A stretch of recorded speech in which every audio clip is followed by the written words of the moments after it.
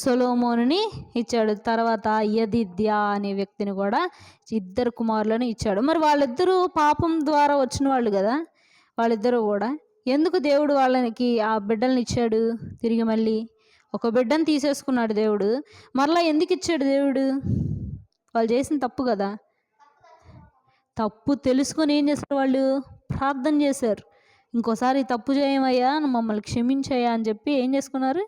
దేవుని దగ్గర ప్రార్థన చేసుకొని కన్నీరు విడిచి క్షమాపణ అడిగితే అప్పుడు దేవుడు కనికరించి వాళ్ళకి ఎవరినిచ్చారు? బిడ్డలు ఇచ్చారు. ఫస్ట్ కొడుకు పేరు ఏంటి? రెండవ అతని పేరు యెదిద్యా. ఏం పేరు?